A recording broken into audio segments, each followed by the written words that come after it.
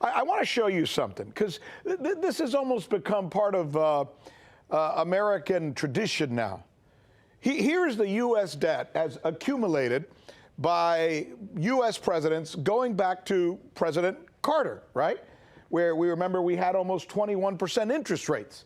So then came Mr. Reagan, right? And Mr. Reagan, as you can see right here, took it up to what? He went from $669 billion to $964 billion. And then we get Mr. Reagan's second term, where he decides to continue borrowing, because say what you want about Mr. Reagan, he was a borrower, and he takes it to $1.7 trillion. And then Mr. Bush comes in, the elder. And then we get Bush the younger, and he takes it to $5.7 trillion. And then he goes to $7.7 trillion because he has to fight a war in Iraq as well, and that costs a lot of money, and we got to pay for it. You got to pay for it. And then we get Mr. Obama, who says, well, Mr. Bush destroyed the economy, so I got to borrow to fix the economy. So he creates his own stimulus plans, gives most of it to the banks, and he takes it to $11 trillion. And then Mr. Obama continues with another $4 trillion, pardon me, and takes it to $16 trillion. And here comes Mr. Trump, and he says, well, Mr. Obama didn't do a good job. Oh, and by the way, on top of that, I have this COVID thing, so I need to go out and do the same thing these guys did, so I'm going to take it to $19 trillion. And now comes Mr. Biden, who, to be fair, hasn't been in office long enough to give him this, but we know which way he's already going, and the projections are out, and you want to see them? Projection, 2024, $45 trillion. Projection, 2028, $78 trillion. Mr. Dryden, I don't know where you are, but I know what you're thinking. This is crazy, maybe beyond crazy. And what are the consequences going to be? How are we going to be able to eventually pay this down? What's going to happen to our kids and our kids' kids as a result of this? Many ask, and we will too. Because this is the News with Rick Sanchez, where we believe it's time to do news again. When the only constant in life is change, you need to be ready. This is the Man-Made Survival Show. Welcome back, everybody. My name is Jose Prado with Man-Made Survival, and I'm very glad that you're here with me today, because as you heard the video that introduced this podcast is going to be a very serious, very important podcast. So I really do encourage you to share this one with your friends and family all through your social media, because they need to understand this information. The projections are out. By 2024, which, would make it the end of Joe Biden's presidency if he doesn't get reelected, the debt would be at $45 trillion. And if he does get reelected, by the end of it, it's going to be $78 trillion. So we really have to ask ourselves, and, having these projections is kind of a good thing, because now we know that within the next 3 years, the dollar could possibly collapse. Because can we really take it to $45 trillion? Or how about $78 trillion? Can we really take it to $78 trillion?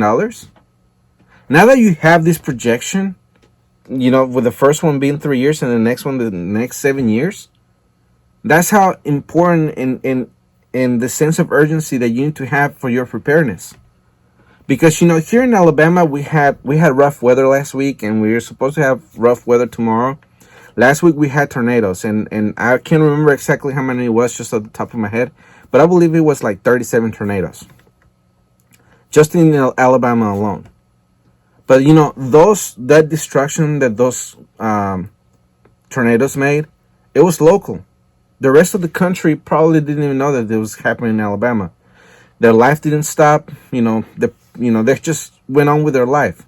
While people in Alabama were hiding in their basements, they were hiding in the bathrooms, and maybe in their storm shelters if they had any. But the rest of the country was fine. With this that we're talking about, with the finances, with the dollar collapsing, it's going to affect everyone all throughout the country, including places all around the world. So that's why it's important for us to understand this information, to pay attention to it without getting too technical about it, because, we need to understand it to the most basic level and understand that we have to prepare. With everything that I've always taught you here, with water, with food, communications, medicine, tactical, all the rest, So now that you have a time frame, you really have to sit down and look at everything you have, especially since they're giving out stimulus, every other month. This is the third one. And the US debt as of right now, coming from the usdebtclock.org, it reads that it's $28.090 trillion. So 28 trillion, 90 billion, and then, the rest of the numbers change really quickly. But really, this does not include the $1.9 trillion that the Biden administration just passed. And not counting the one from December. So really, in my calculations, we have around $32 trillion in debt that is not officially counted yet. So at what point does the rest of the world realize that the debt the U.S. has will never be paid back to them? Because, there's countries that hold U.S. dollar, they hold our debt through bonds, right? I explained that in I think it was the previous podcast or the one before it. The point is that once other countries realize that the United States government will not be able to pay their debts, they're going to look for another haven, for a safety, right? For a safety net. And they're going to find it in China. China is doing everything in their power right now to be the next world reserve currency. And once that happens, I really do believe is that when we go to hyperinflation. So we have to pay attention to that, being talked about and being announced and everything like that. But you have to take the opportunity you have right now with the dollar's value still, floating up there to where you can buy things. And in the window of opportunity for you to buy the things that you're going to need, for you to be self-reliant, is closing down because we have massive shortages in this economy right now. So please get prepared as fast as you can. All right. So before I get into the podcast, yes, this was a pretty long introduction, about 5 minutes. Before I get into it, I do want to mention something that was said in the comment section. And this is something that everybody needs to understand because, I've heard both sides. I have two groups of people in my subscribers, I guess, two different groups. One group likes to listen to the hour-long podcast because they download it, put it in an MP3 player, and they listen to the podcast as they work. Other people don't like listening to the whole hour, so they're recommending 15 to 20 minutes. And I'm talking about Matt in the comment section and Mike, who I know, in my private life. So I'm going to do both. I'm going to release the full podcast, which, I like it to run as much as it will because I don't want to limit the information, but I will keep it at an hour. If I go, let's say, an hour and 30 minutes, I will do 1 hour and then 30 minutes, or 45 minutes and 45 minutes. The point is that even if the podcast does go long and I split it in two, I will make the 1 hour into 15, 20 minute clips or, videos. So if I do have a full 60-minute video, I will split it into 3 parts. And then let's say the other part of the podcast is another 20 minutes, then that will stand alone. And I want to talk about this because, it has been something that the audience has talked about and they've been telling me about, so I'm addressing the issue. All right, so if you see in the podcast, if you see in the video section that I have the full podcast and then the part split up, then you know why. All right, so I just want to touch on that real quick. And also want to remind you that this podcast is sponsored by you through the MidmanSurvivalStore.com. So I would really appreciate if you can go over there, check it out, and get the things that you need for your preparedness because, the window of opportunity is closing, as I was mentioning a minute ago. But now you will find everything you need on there, but that's not the only thing. You will also find the book that I'm giving away for free. And the link to that site that will get you to the free book is right there in the front page of MidmanSurvivalStore.com. The book is absolutely free, but we do need your help with shipping. The shipping is $9.99. The book retails for $24.99, so you are in fact getting it for free. And the reason that I want to give it out for free is because there's a lot of information in there that's going to be beneficial for you. But not only that, I want you to take that book and give it to someone else that you want to start getting prepared. because they're going to see in that book the things that they should get prepared for and how to prepare for that. All right. And most of it is going on right now. So I would really encourage you to go in there and check it out. ManMadeSurvivalStore.com. All right. So as I mentioned a minute ago, the collapse of the dollar will be a big event that will pretty much paralyze the entire country and parts of the world too, because, for example, Venezuela, they depend a lot on the US dollar to be able to have goods in their own country, because their own currency is worthless. So what would happen in Venezuela if we have the dollar and it becomes useless? What would happen to them? Now they have two worthless currencies. So then, for them, that's a double whammy. But for us, would be pretty much the end of the world. They already have gone through the period, and they're still in it, of hyperinflation and lacking a lot of stuff. So for them, it would be just a regular day. For us, it's going to be very devastating. Especially for the middle class. Because, we do have the entire economy split into three parts. One would be the upper middle class and higher, to the rich people, and then the mega wealthy. The middle class, and then I would say lower middle class down to the working poor. The upper middle class and above, those are the ones that we don't really have to worry about much, because they have enough money to get their money and get out of the country. And they're doing it. There's rich people who are leaving the country and they're renouncing their U.S. citizenship. And they're doing it in record numbers, since 2020. But the people who are staying behind, quote unquote, are the middle class and for sure the lower middle class. But what's gonna be coming here in the next few years, since now we have a timeline, it's not gonna affect so much the lower middle class, because they're already used to, not having a lot of money. They do have a lot of safety nets though. That's gonna be the dangerous part for them. But for the middle class, who have a pretty comfortable life in the United States, who, they can pretty much buy whatever they want without having to worry about money so much, depending on how much they save as opposed to how much they spend. But, let's say they're responsible with their money. They make over $100,000 and they're doing good. They have enough to where they're paying their bills. And, they put in stuff towards retirement and stuff like that without having to use too many credit cards. That's the best way of living here in the United States, right? The little debt as possible while accumulating the things that you need for retirement and to have a good life. That's what the middle class is all throughout the United States. But with what's coming, I really do believe those are the ones who are going to be affected the most. Okay, because they're going to have a very deep shock, especially how the younger generation is growing up right now. Because, let's say that the dollar does collapse in 2024. We hit 45 trillion and bam, that's it. By that time, the younger generation that's going to be getting out of high school, going into college, or even the workplace, they're going to feel cheated because they're not going to have the opportunity that their parents are probably going to give them by then. Or, the parents are giving them now. The middle class is used to a certain way of life because their parents had a good job and then they're providing the things that they need.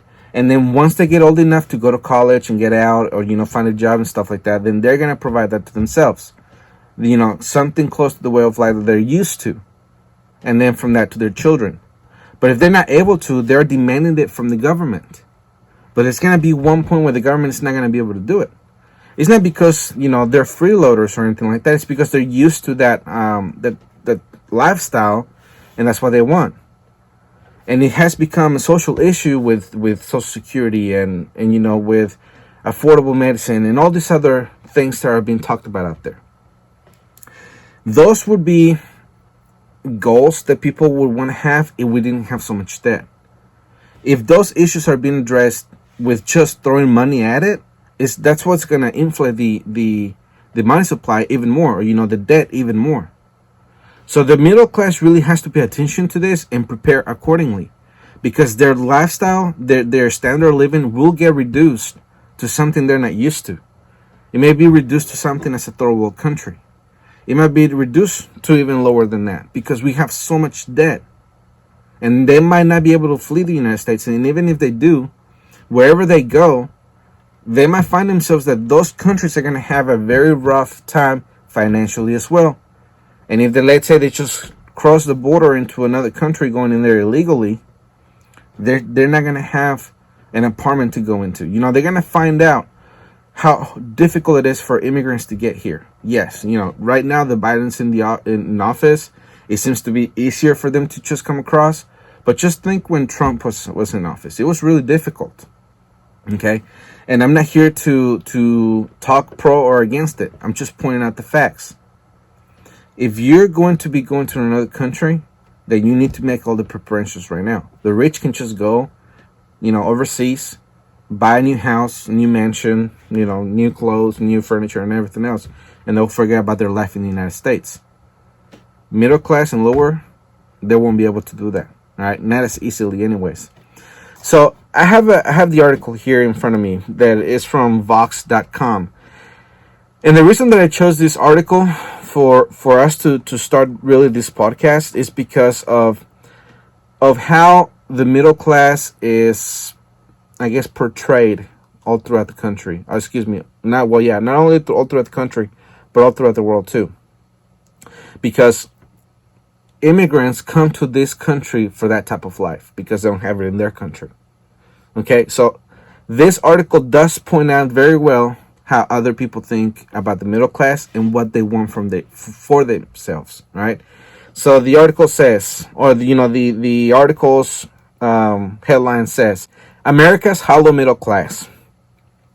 Pre-pandemic, middle-class Americans modeled the belief that everything was fine. Unemployment was low, consumer confidence was high, the housing market had recovered.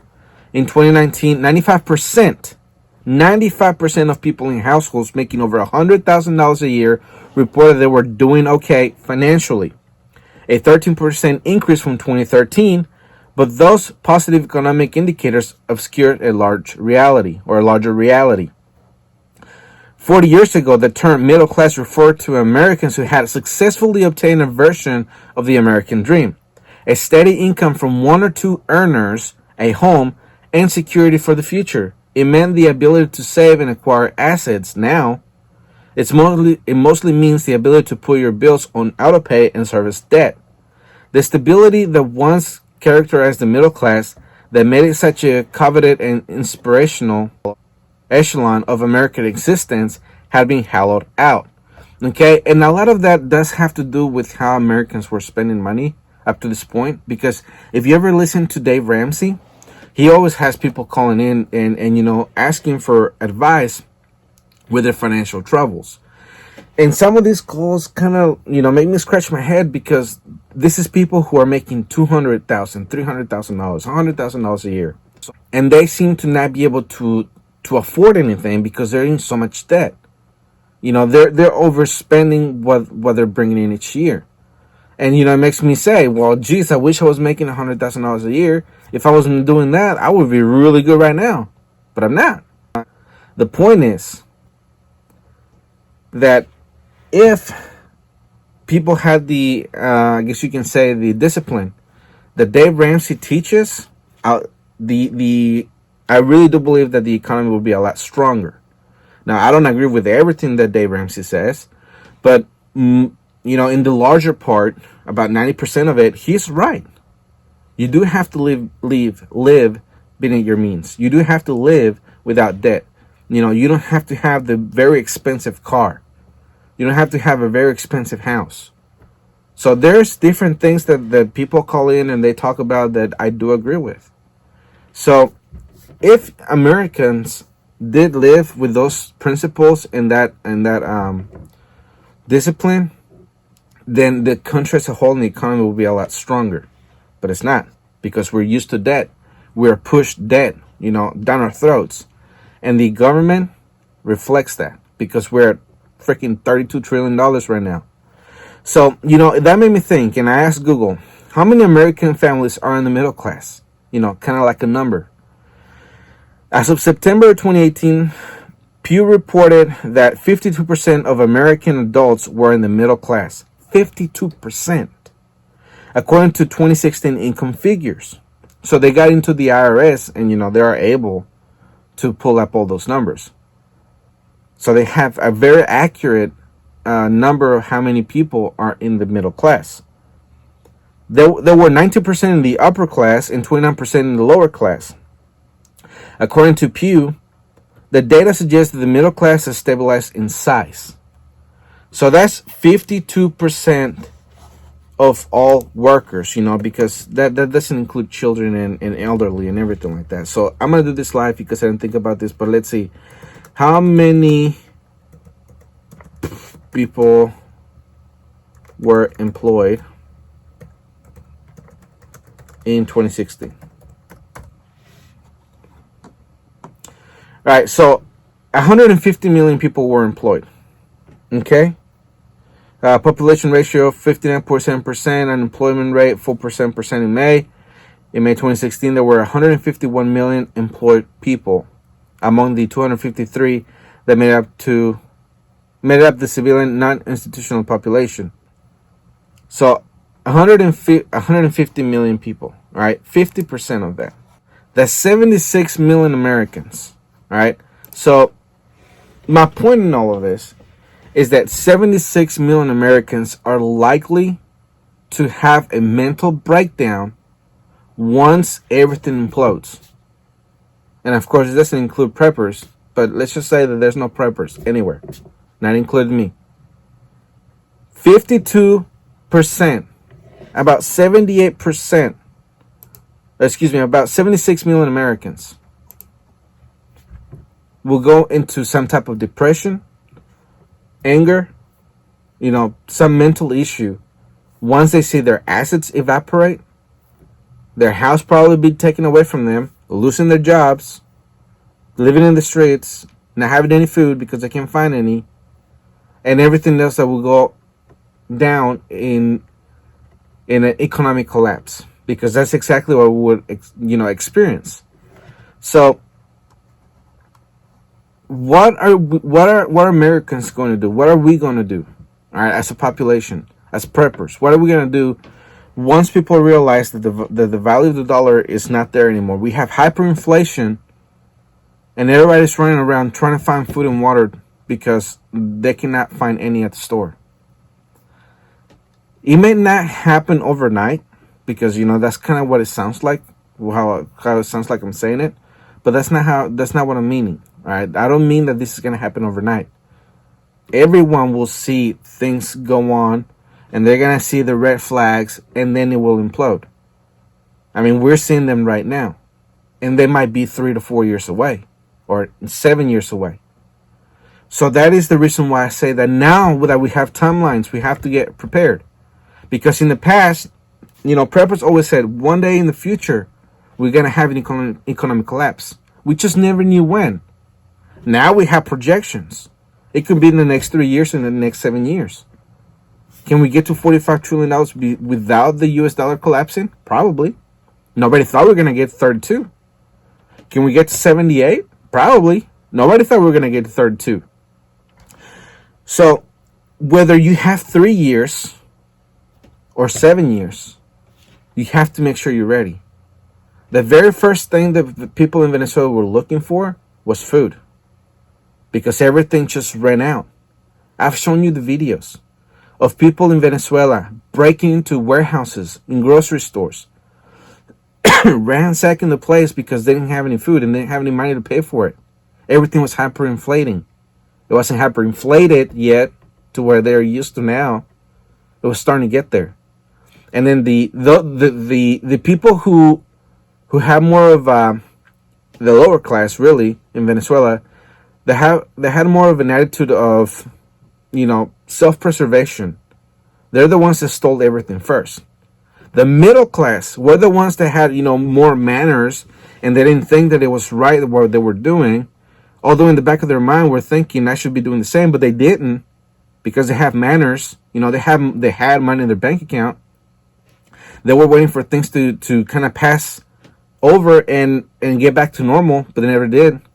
And then eventually they were also the ones at the grocery stores begging for food from the government, or stealing any that they could from the stores.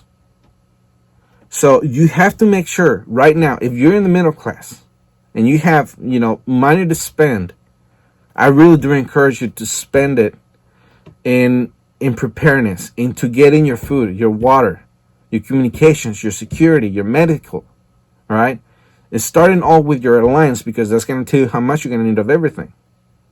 But you really need to have a place. If you live in the suburbs, if you live in the major cities, you should really either move out or have a place out in the country with at the very least 10 acres of land, because it's going to give you enough land for you to have your garden and for you to have your farm animals, to have all the infrastructure that you need in place in order for you to have I guess you can say, a prepper retreat and have somewhere to go. And especially if you have all the money for that right now.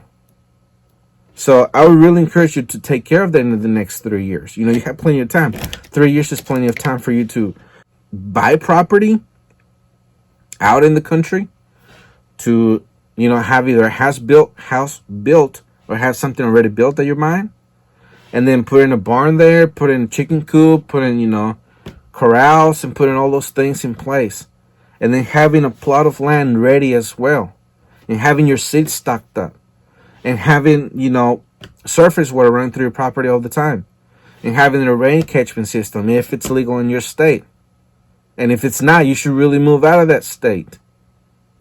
So that is the reason why you have to make sure that you are more, you have that sense of urgency in your preparedness. So I have a video here from Schiff, and it's talking about the Fed and the dollar are at risk of collapse. But pay really close attention to this 2-minute video, because it's really going to show you how the economy and the Fed are intertwined, and if something happens to either one, they both collapse, pretty much. All right, so here's that video. So if interest rates go up, we could see a stock market sell-off. But the Fed chairman insists easy money policies aren't blowing any bubbles in the stock market.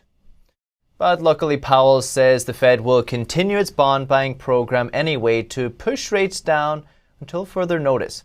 He's at a House hearing today. I asked Peter Schiff, chairman at Schiff Gold, if he had any thoughts on Powell's performance. Yeah, I had a lot of thoughts. In fact, I tweeted them all out.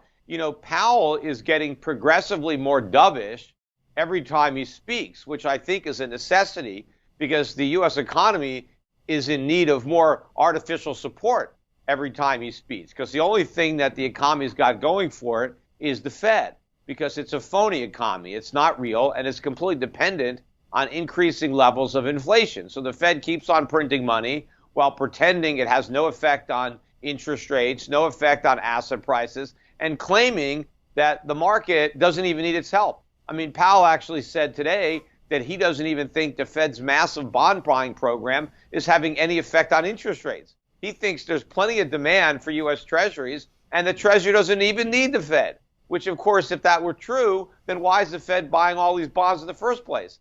The truth is that's the only thing standing between us and complete economic collapse is the Fed, but the only thing standing between the Fed and collapse is the value of the dollar. And, Powell today said that he doesn't think it matters how much money they print, that there's no longer a relationship between the supply of dollars and the value of those dollars. Well, the laws of supply and demand are still in effect. And if Powell keeps printing dollars, eventually there'll be no demand and the value, the price is going to collapse. And that's when it all hits the fan. Right, so very important part of the video, or, very important video that I just showed you, because there were several things on there that were really important that I want to point out to you right now. And the first one was that he pointed out that the day that the bonds are no longer being bought by the Fed, pretty much, that's when we have our economic collapse. But that's not the only thing. We are printing so much money, and that's going to decrease the demand of the dollar. And that's also going to make it collapse.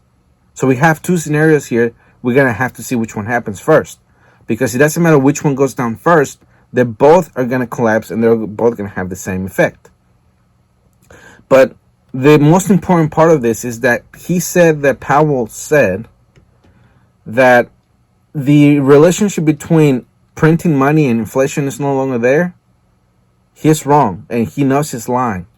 because history teaches that, and everywhere else that we had cases and examples of hyperinflation, every time those countries print infinite amount of money, that's when they have debt. When they have hyperinflation.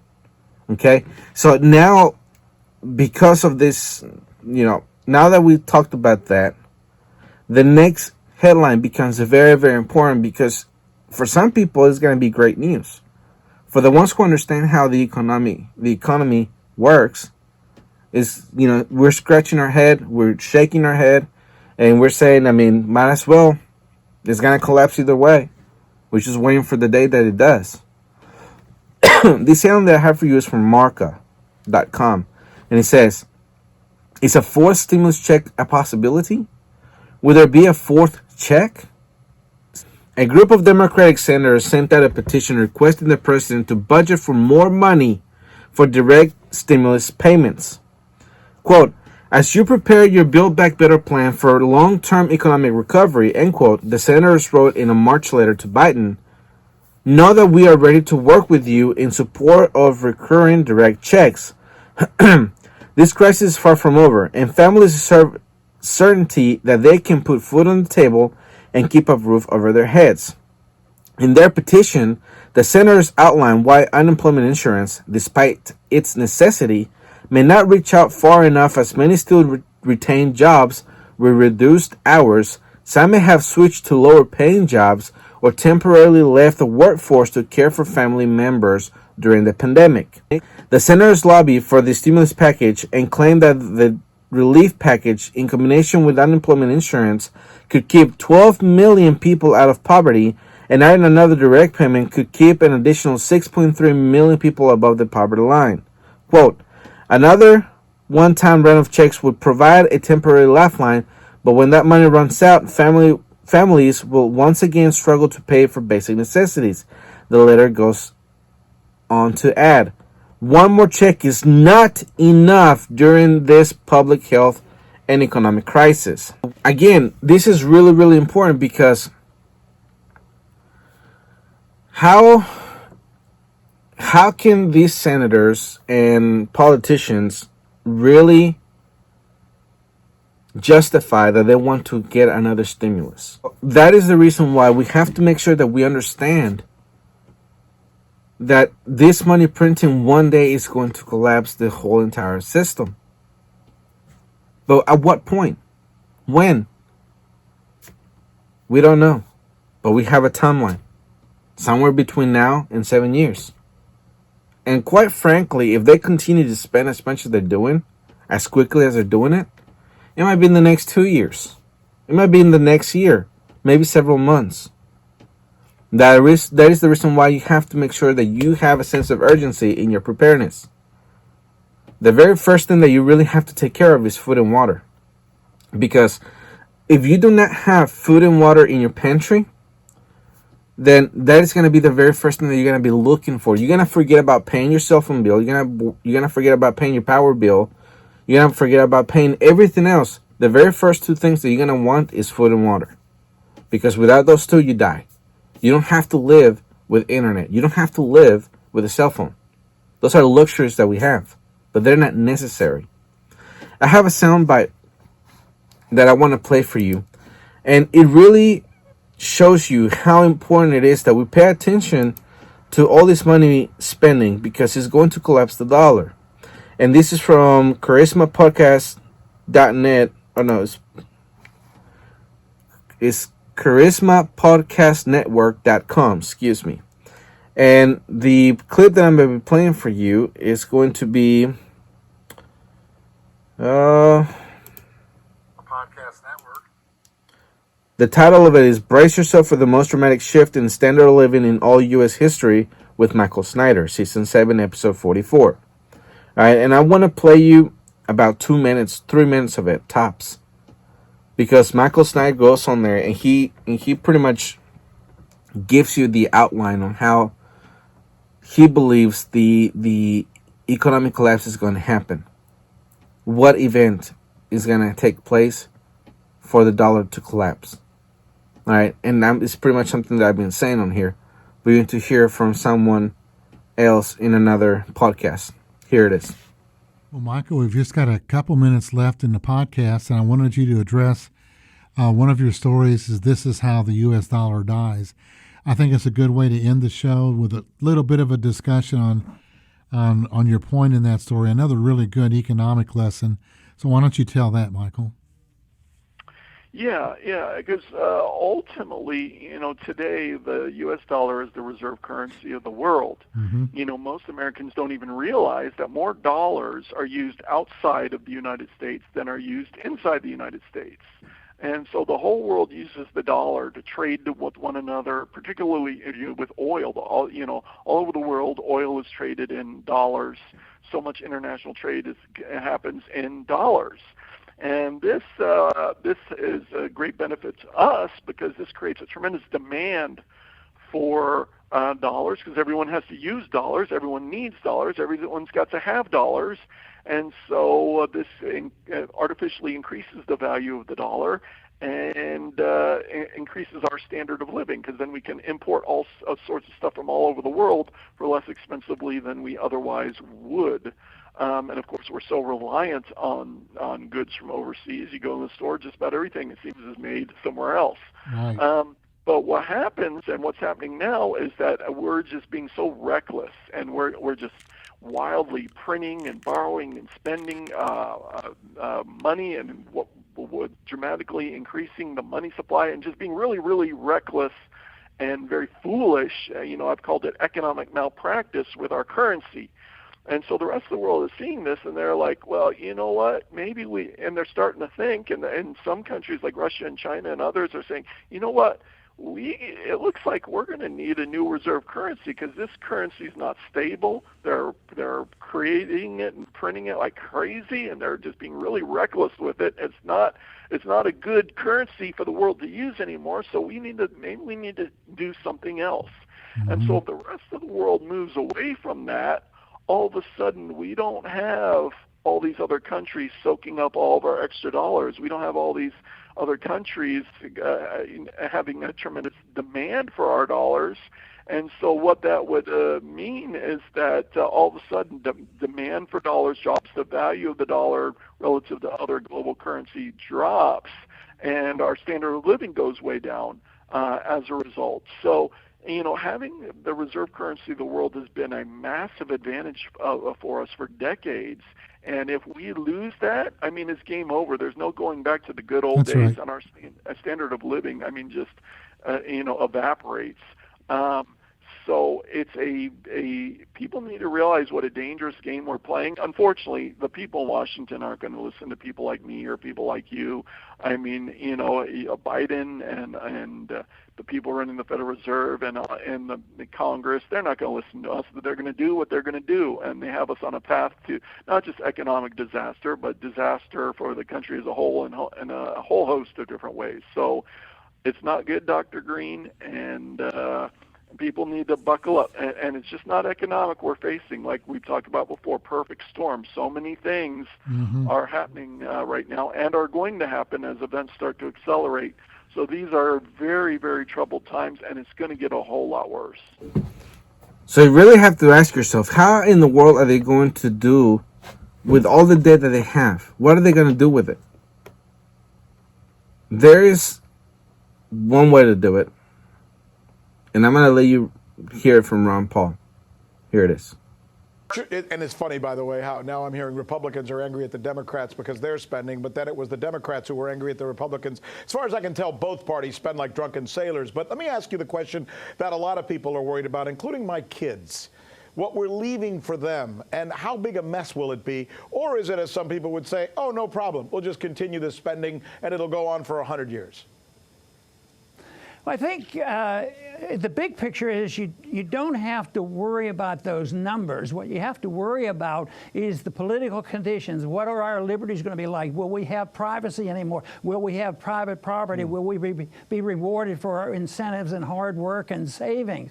And that's not available to us because everybody has decided elsewhere that the real problem, like the debt, you say, well, you can't handle. How big is it? It's $23 trillion Now there's a global debt of $350 trillion, and it gets liquidated. And you've asked that question: how do you liquidate it? Where do you get rid of?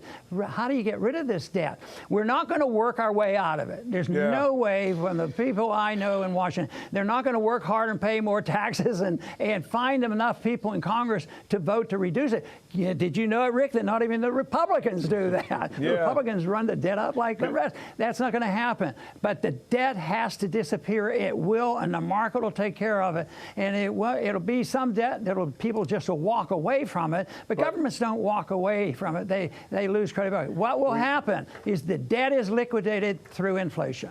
All right, so if the only way to get rid of this debt is through inflation, how much inflation are we talking about? That is a question that I haven't really heard anyone else make. So I don't know. How much do they have to inflate to get rid of, $78 trillion? It has happened in the past. History has taught us, and actually reported on here, that some countries had quadrillions of dollars in their hyperinflation. Quadrillion. So if we have debt going that high, or we have hyperinflation going that high, gold and silver will pay for it. Because if you remember, I showed you here that in Germany, in the Weimar Republic, 1 ounce of gold was 87 trillion marks or dollars. 87 for 1 ounce. 2 ounces would pay out the debt. Or actually 1 would pay out the debt. Half an ounce would pay off the debt. So that's how crazy inflation can get. So if anything that I've said doesn't really persuade you, doesn't really show you that yes, we will have hyperinflation, the fact that we would have to service this debt through inflation should make up your mind on that. Because they will have to make sure that this inflation goes all the way to it goes all the way to $32 trillion or 45 trillion or 78 trillion, whichever trillion it is. They will have to make sure that it goes that high. Now, that is to service the U.S. government debt. Let me ask you this. How much would a piece of bread be in those days for you? Will you be able to afford it? Will you be able to feed your family? That's a real question you have to ask yourself. Because we're possibly anywhere between now to 7 years away from it. And just how much more we let this debt go on unchecked will only be how high the debt will, the hyperinflation will be, and the despair in every American family would be. That's why I said that 52%, or about 76 million Americans will have the worst shock of their life. The people on the lower rung of the social ladder, they're already used to not having anything. It's the middle class who won't be able to escape this. Are the ones who are going to be in shock, the ones who are going to be in despair more than everybody else. So that is why if you consider yourself to be middle class, lower middle class, and upper middle class, anywhere between that, you need to prepare. You have a very short amount of time before the American empire implodes. So what do you need to do? Very simple. You have to make sure that you pay off your debt, especially if you have money to pay off your house. Because if your property is paid off, you can sell it for a profit, especially in this market. And then if you live in the city or in the suburbs that only has a quarter acre or a tenth of an acre, move out from there. Go into the country where you can have at least 5 acres, but really anywhere between 5, 10, and above, depending on how much money you got and where you can find it, where you live, all throughout the country. And once you find your property, you have to make sure that it has surface water running through it all the time. But that is not the only thing that you want with it. You want to stock up water, bottles of water. You want to catch the rain. You want to have a well. These are all the steps that you can take to make sure that you take care of your water needs. And then the next thing is that you get food. Remember, you need to have at least 2 years worth of food stocked up. The reason is because you want to make sure that you give yourself 2 growing seasons if you have crop failure. You know, if you're not used to growing a garden, I can bet almost 100% that you will have, crop failure the very first year, maybe the second year. And let me tell you that trying to take care of those plants, consuming all that water, just for them not to give you anything, will be heartbreaking. And you're going to have a long time to go before the next growing season comes around. And then try again, possibly just to fail again. So that is the reason why it's important for you to grow your garden right now, for you to have constant practice and know how to grow anything right now while you're able to go to the store and buy groceries without, worrying about what you couldn't grow at home. Right now is your opportunity to do that. Because once everything is hyperinflated, everything's going to fly off the shelf, and it's going to be very difficult for it to be replenished. And if it happens like Venezuela, where the government sends a care package, once every 3 weeks with only a day's worth of food, anytime between that, you're going to have to take care of yourself. And if you live in a populated area with so many hungry people, they're going to overrun your house. Even if you do have weapons, because guess what? They will have them too. All right. If the Biden administration is successful in taking away the guns and banning assault rifles, quote unquote, if they are able to ban AR-15s and anything like it, it's going to be more difficult for you to defend your property from people from overrunning it, especially if you live in the suburbs. If you have anything less than those 5 or 10 acres, it's going to be very difficult for you to protect your land. All right, if people can pretty much throw a rock at your window and break it because you're so close to the road, you got to move. So please take care of that. All right. Now, the next headline that I have for you is really a list of things that we're experiencing shortages in. Okay? And pay close attention to all those things, because even though at first you look at the list and you say, well, I don't need this or I don't need that, eventually it's not about you needing it. It's about people losing their jobs because they can no longer fulfill those orders. Therefore, revenues go down, people get kicked out. This comes from Zero Hedge, and the headline says, "Things are out of control. There is a shortage of everything and prices are soaring. What happens next?" Quote, "Things are now out of control. Everything is a mess, and we are having wide-scale shortages. They're having shortages of semiconductors for cars, headphones, game consoles, plastic parts, steel, aluminum, coolers, drinkware, sofas, boats, seafood, meat and dairy, cheese, roller skates, fitness equipment, garden furniture, hot tubs, and bikes." All right, and even though, like I said, some of these things are not really that important because, if there's a shortage of hot tubs, then who really cares? But eventually it'll be to where the people lose their job. But the most important in this list that I believe is the meat, the dairy, the seafood, and the cheese, because those are foods. Food always suffers the most when something like this happens. Okay? Now, think about this. How do we get hyperinflation? Or how can we get hyperinflation right now, or at least a very, very serious inflation without having a dollar collapse? With the shortages and the stimulus. Because all the stimulus money that went out, that's what creates money velocity. And money velocity just means that, how fast $1 moves through the economy. When you have so many dollars chasing very few products that are right now in shortages, especially food, what's going to happen to everything that's available is going to go up in price. So we can have inflation, or have the taste of hyperinflation with the shortages that we're experiencing right now without having the dollar collapsing.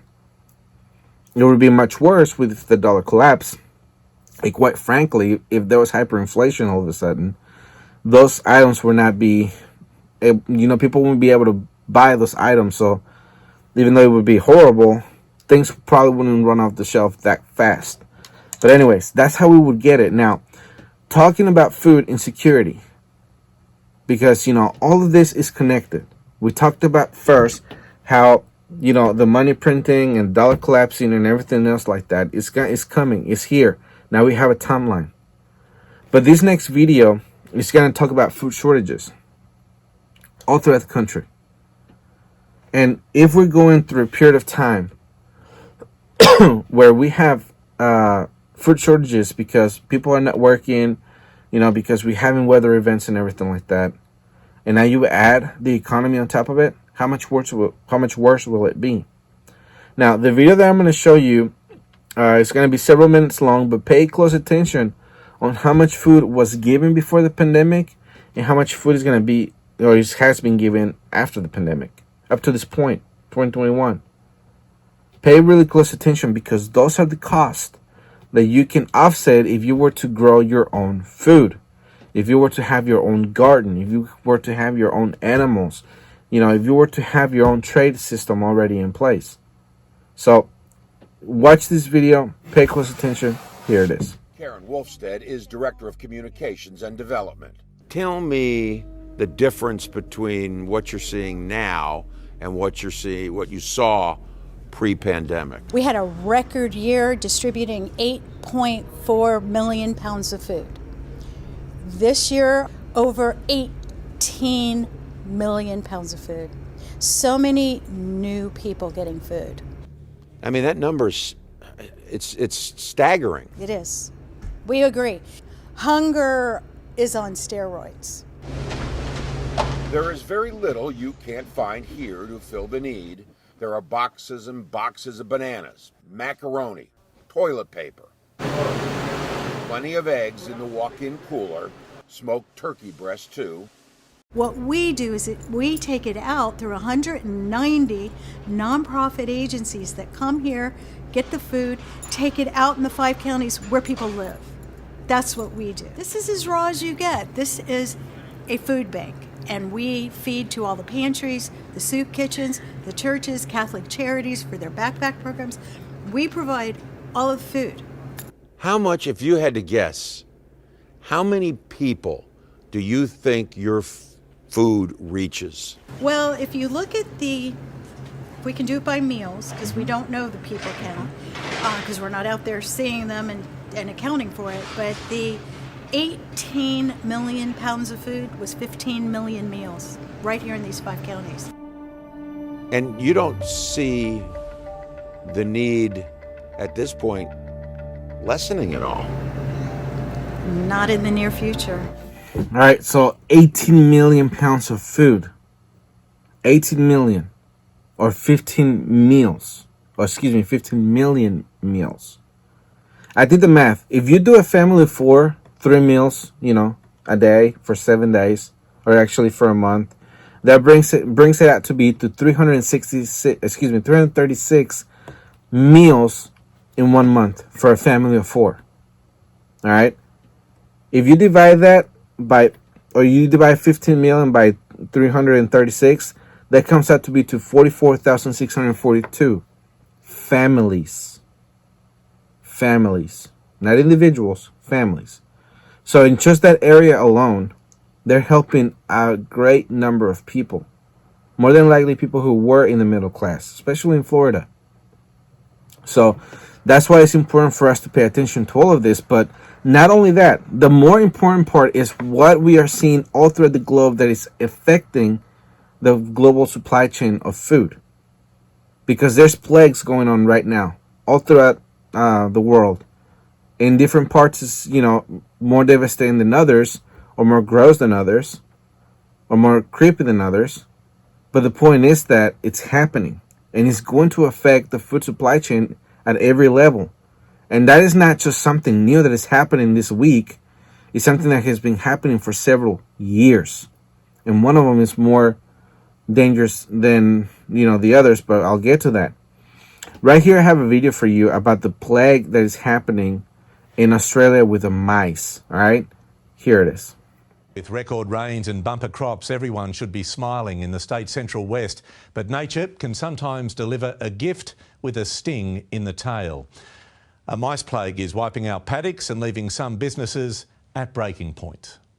The Whiteley family farm in Warren, 500 kilometres from Sydney, bears the battle scars of some truly tough seasons. Last summer wasn't one of them. Record rains feeding thirsty paddocks, providing a harvest to make up for the hardship. Little did they know their next big problem would be so small. It's a punishment for the good season we've had. That's just nature's cycle. A plague of millions of mice right now running rampant across the state's central west, scurrying through streets, chewing through crops, all in a scavenger hunt for food. And their target is the farmer's reward from good weather. We've had a go at harvesting last week, but it's basically a write-off. Tim and his dad Greg planted this field of grain to fill their pockets. Wild rodents have robbed them of hundreds of thousands of dollars. Chickpeas salvaged, stored in bags and silos is safe for now, but the risk grows each day. As the feed source in the paddocks is diminishing, we're getting a lot of pressure placed on those and in our domestic areas, so in our houses, in our sheds. The Macquarie Valley Motor Inn on the outskirts of town has guests that just won't leave. Out of room 15 and 14, the girls chased out 97 mice out of 2 rooms. The plague moving from properties to homes and businesses now all at breaking point. Every business in town struggling. Every single one. The Myers have had to cancel bookings with mice overrunning management. We've had 2 guests bitten, the wife's been bitten, and I'm pretty sure the eldest daughter's been bitten by them. That has a significant impact on your social well-being, and that's something that we don't really think about. It's difficult to predict when this plague will end. Mice only move on once there's no more food to eat, but with cold weather around the corner, there is hope they'll soon disappear. A flood would be nice. After several years of drought, hopefully we see one of those soon.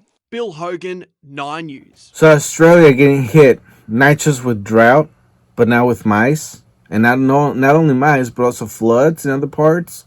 And then spiders everywhere.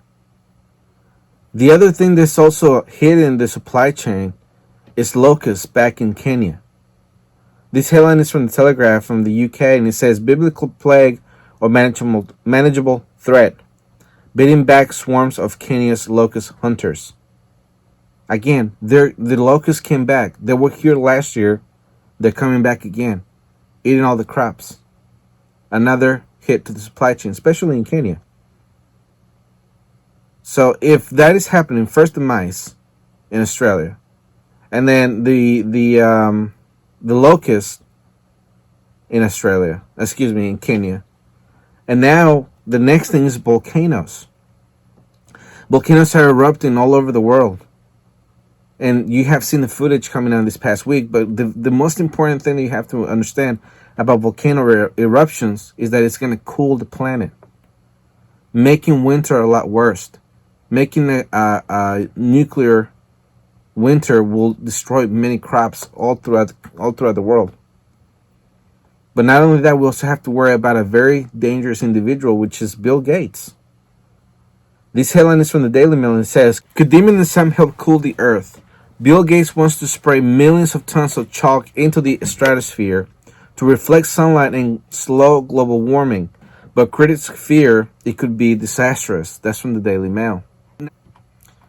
That is really important because now not only do we have nature, I guess going against us with our food, now will be Bill Gates as well.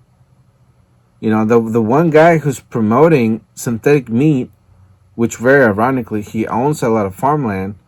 Now he wants to make sure that the volcanoes and him team up together to cool down the earth, probably overcooling it, giving us a stronger little ice age that we're supposedly going through, and destroying millions of crops on top of the volcanoes, on top of the mice, on top of the floods, on top of the locusts, on top of everything that's going on right now.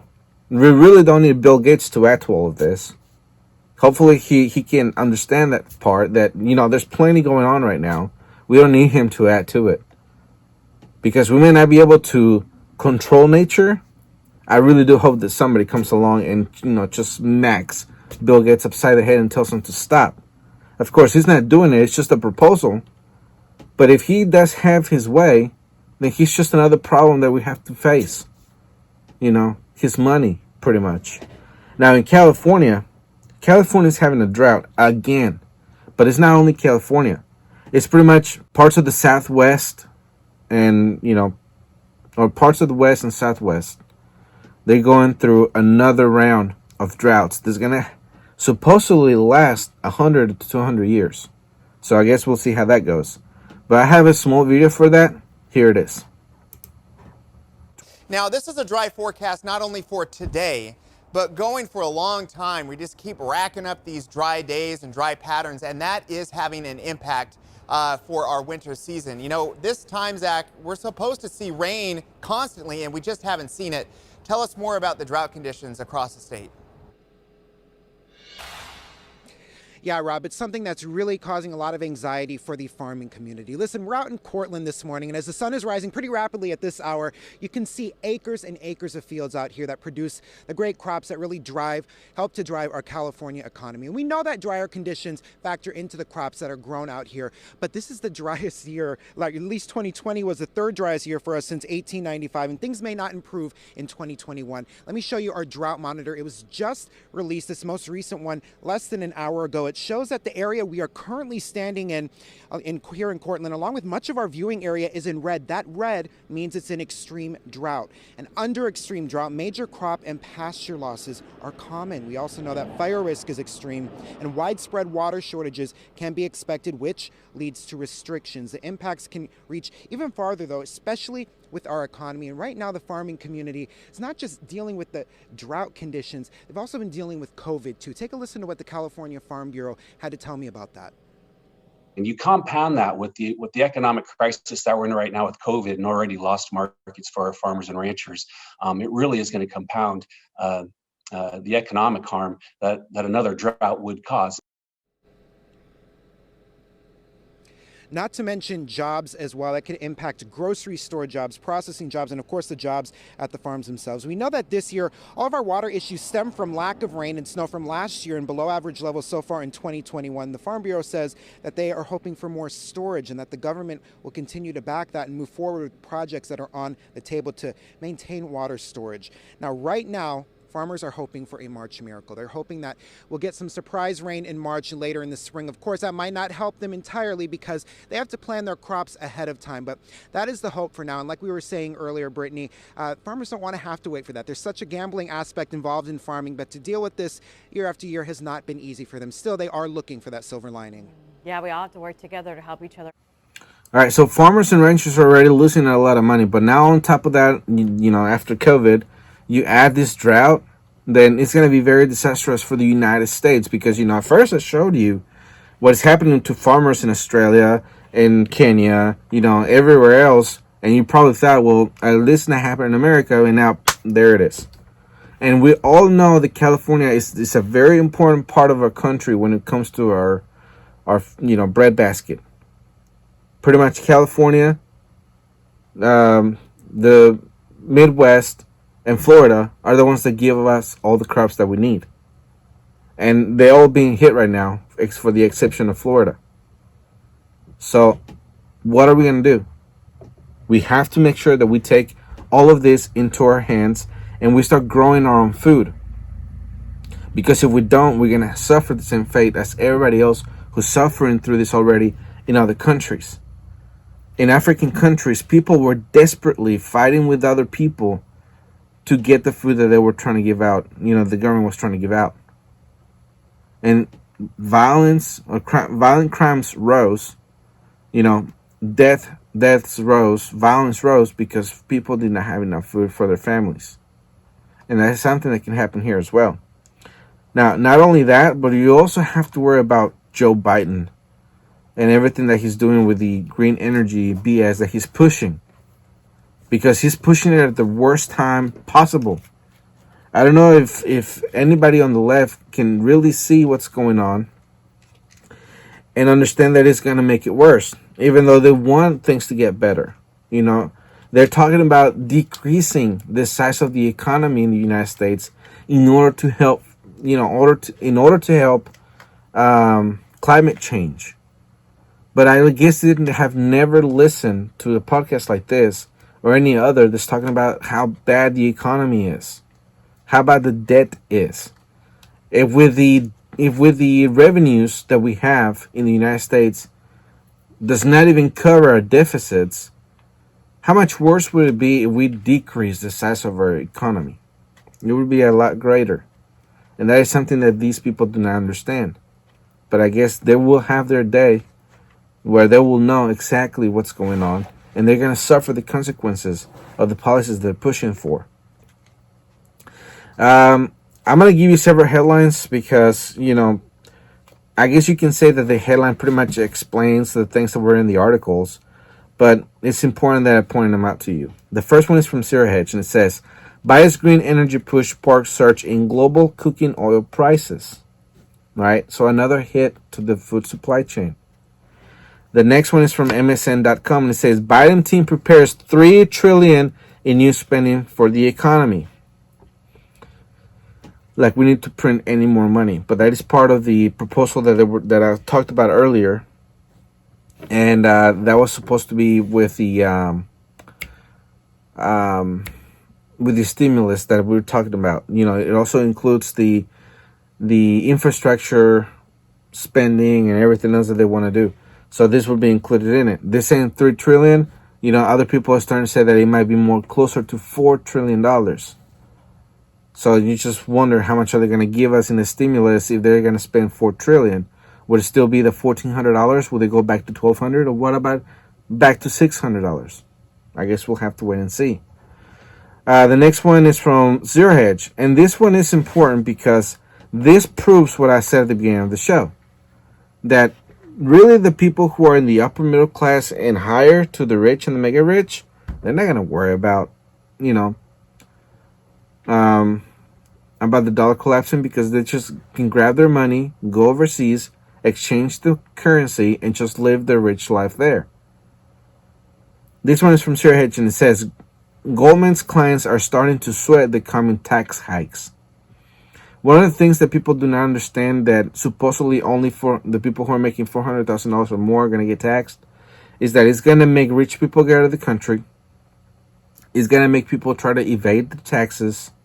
It's going to make the corporations who are going to have the tax hikes, they're going to have to increase the price of their products. So now we have shortages that's going to increase the price of everything. We have inflation through the monetary policy that the Fed is using that is creating inflation, and now we're going to have taxes that's going to increase the consumer prices at the end of the day for you and me. So really who's losing is us, not them. And then finally, this one's from Zero Hedge. The richest 1% of Americans hiding 20% of income from IRS. The article says, the authors of the study found that while random audits can detect some tax evasion, the IRS misses more sophisticated schemes to avoid reporting income, including offshore structures and private business entities. According to the report, if the Treasury was able to collect the unpaid income tax from the top 1% revenue, would increase by $175 billion per year, which is roughly twice the amount Senator Elizabeth Warren wants to slap on the rich with a prospective wealth tax, and which would promptly move offshores as well. So the rich are going to do everything that they can in their power to evade all those taxes.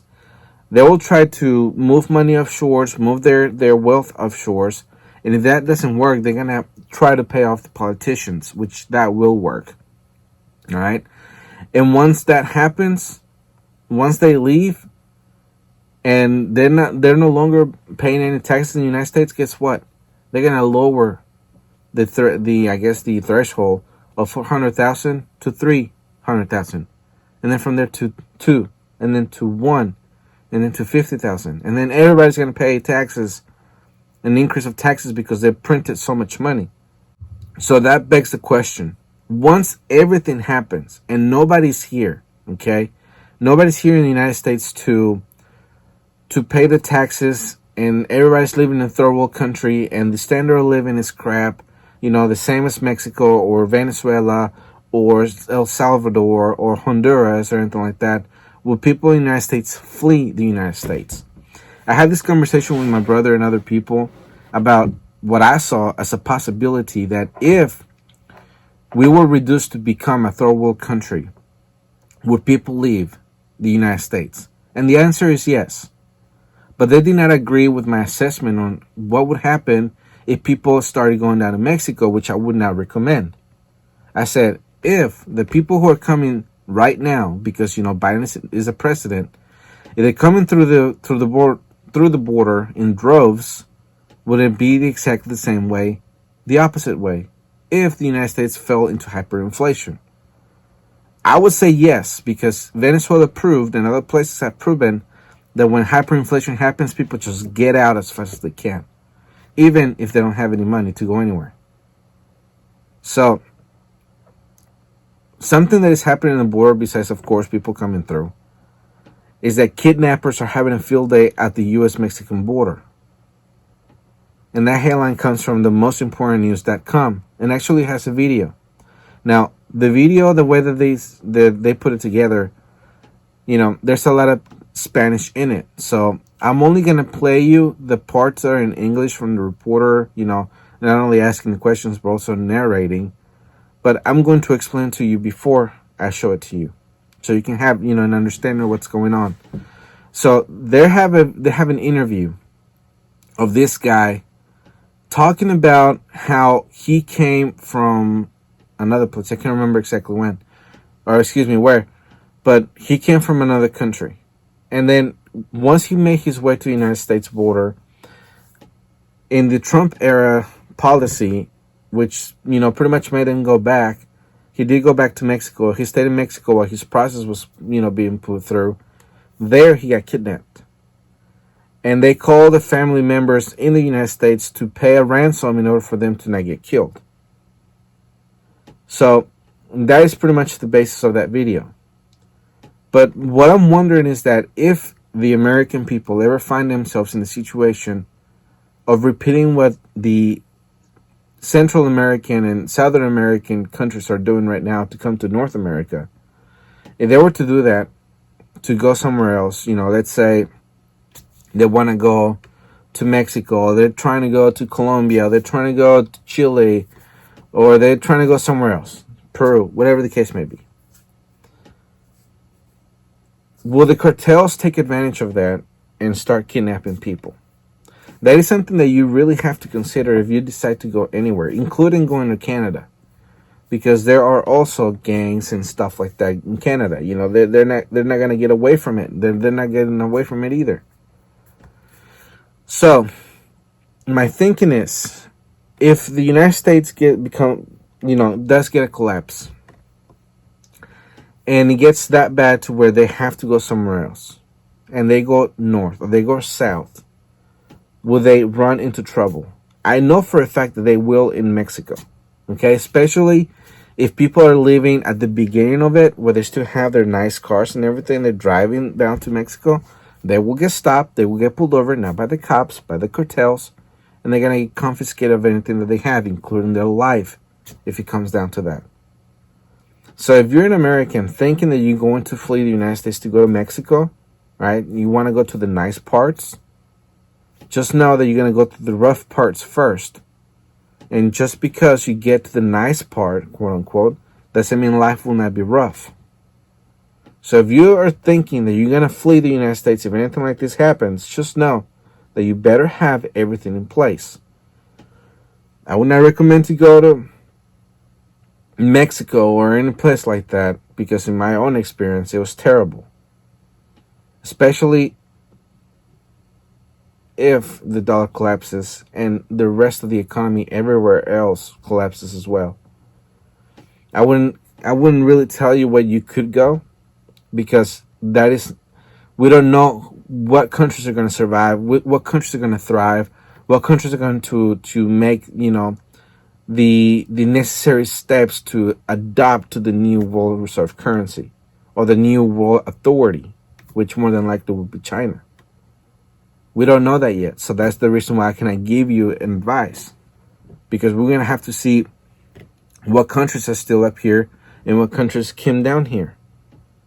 And you may have to even cross the seas to be able to get to a place where you're going to have the, some type of standard of living as you're having here in the United States right now. So I guess we're going to have to wait and see. But the point is that we have debt that we're only going to be able to get rid of it through inflation. We're printing a lot of money. We're having shortages of everything. And if we decide that we're going to go anywhere, it better be before crap hits the fan. So those are the things that I want to leave you with. I really hope that you enjoyed this podcast. Please share this information with your friends and family. I see it on the screen that it has run for 1 hour and 24 minutes. That's before I add all the videos that I've showed you today. That's before I add all the articles and everything else. So this is going to be a 2-part series for the people who want to listen to this, as an entire podcast. For the people who want it into 15, 20-minute intervals, you're going to get like 5 or 6. But that's what you asked for. That's what you're going to get. You're the audience. So let's remember, we have a small window of time where we can prepare. We have to make sure that we do everything in our power right now to have everything in place before the dollar collapses, especially since things are still affordable, since they're still, sending stimulus. I really do hope they're using your stimulus for you to have your preps in place. But if you don't, just know you're going to suffer the consequences with everyone else. All right, so again, my name is Jose Prado, and remember, always ready. Migrants trying to reach the U.S. are moneymakers for smugglers, corrupt cops, and organized crime. This Cuban asylum seeker is one of thousands of migrants who have been kidnapped, extorted, or killed in Mexico en route to the U.S. He shared his kidnapping video with us. He finally made it to Mexico and the U.S. border. But after stepping foot in the U.S. in 2019, he was sent back to Mexico to wait for his immigration case under a Trump-era policy known as Remain in Mexico. And that's when he was kidnapped. These kinds of extortion calls and videos are shockingly common. They're usually only seen by the victims' families, but on rare occasions, they're shared by the victims or their relatives. This video of Indian men kidnapped en route to the U.S. made its way to TV in their home country. Tomorrow you need to pay. If you do not pay tomorrow, we kill our values. The Cuban asylum seeker was released after his friend's wife paid the ransom. He was forced to wait in Mexico another 15 months. In February, he was finally allowed into the U.S. under President Biden. The Man-Made Survival Show.